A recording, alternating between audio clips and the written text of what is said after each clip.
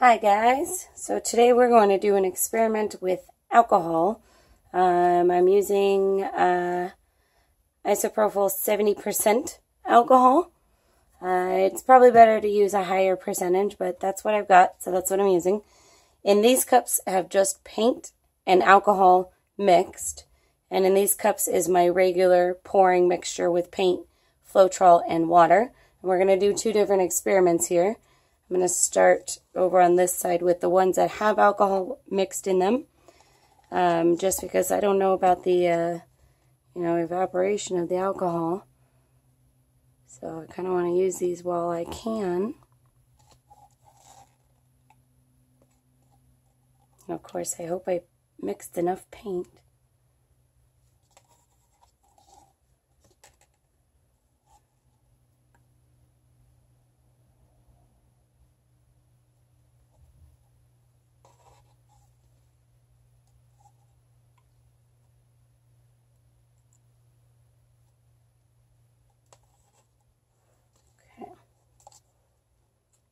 Lots of white. Alright, so remember on this side, it's just paint and alcohol. Okay, I'm going to get these cups out of the way. Let's see. A little bit more on that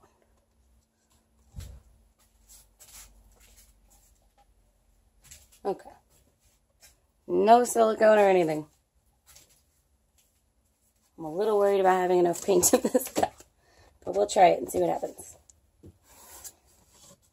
Oops. Okay. Alright. Here we go. So what I'm curious about here is cell production, the colors maintaining, actually maintaining their brightness, which is interesting because this seems very dark even though I put a lot of white in it. But I have a feeling the white's kind of all hidden on the bottom. So we'll see if this is a correct assessment or if the colors just really kind of blended together. I'm not going to torch this because, well, I don't want to light it on fire. Not that I necessarily think it will, because alcohol burns off really quickly. But you never know. It's very flammable stuff. So no torching on this. Okay, yeah, I think I'll have enough paint. Alright, let's get all the edges covered.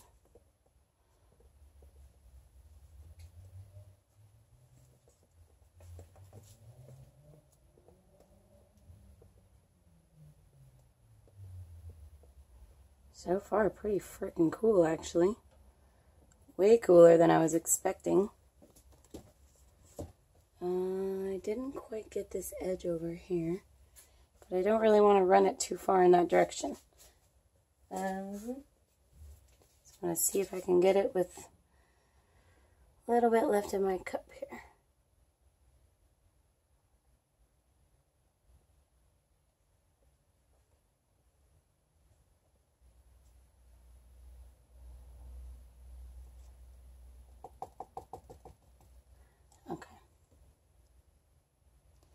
I think that's as good as I get. Go a little bit in this direction.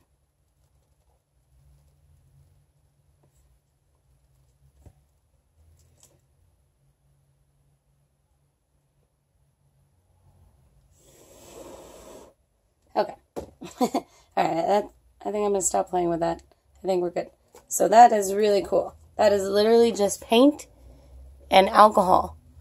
There is no Floetrol, no silicone, no nothing. Just paint and alcohol. Alright. We're going to go over and go on to this side. Okay, so like I said over here, this is my regular pouring mixture. So we're going to do another experiment here. I'm going to pour the colors in virtually the same order that I poured. Okay.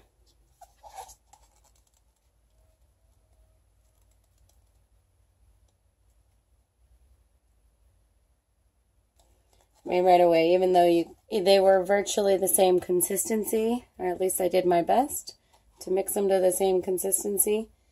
The paint with the alcohol definitely mixed a lot more in the cup than these guys.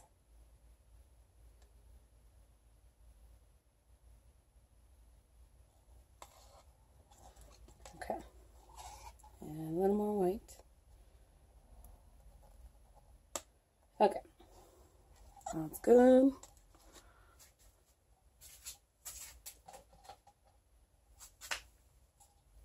So I'm going to go ahead and do the flip cup, and then I'm going to play around with the alcohol after I flip it.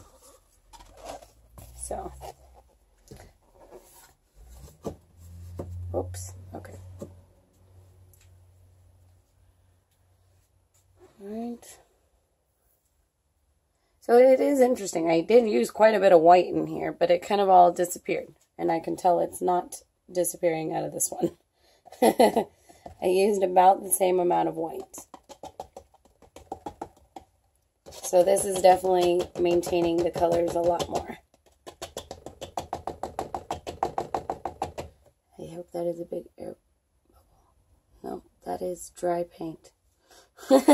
Whoops. It must have come off of the top of my paint bottle or something. I don't know what that is. Alright. That's a cat. Oh. Some sort. Whoops. My bad. Alright.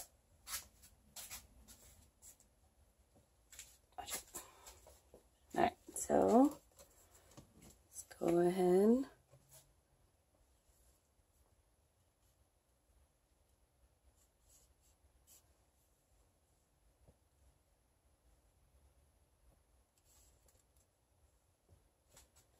Oh, we got a lot of green in this one.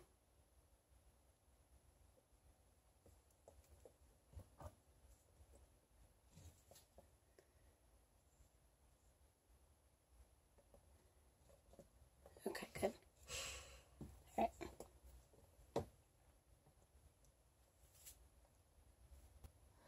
I'll actually run it a tiny bit more this way.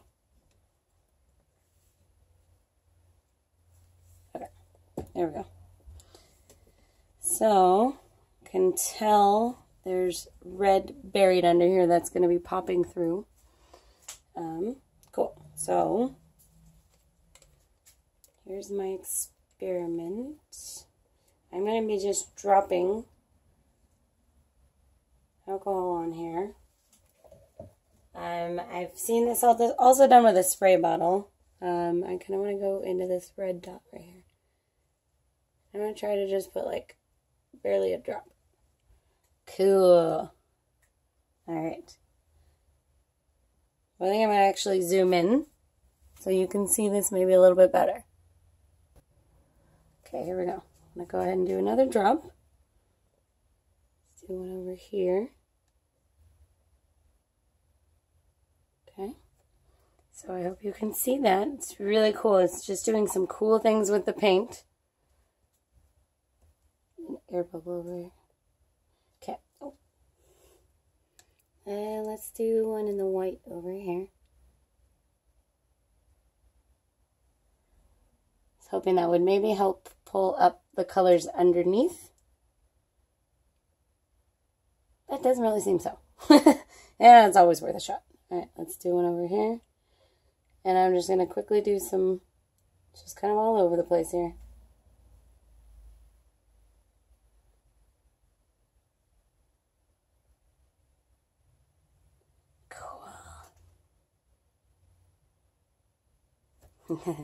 It's just whoosh. Alright. Well, there you have it. I'm going to let these sit for a minute. We'll come back and we'll do the close-ups. But I just wanted to do an experiment here with a couple different ways to use alcohol in your paint pours. So let's give them a few minutes to sit and we'll come back. Okay. So these have been sitting here for a while. This really hasn't changed at all. This kind of continued to go whoosh. So we're going to go ahead and go in for the close-up. So this one had alcohol mixed directly into the paint. So it did cause the colors to kind of merge a bit more, but I really like it. Oops, having a hard time focusing.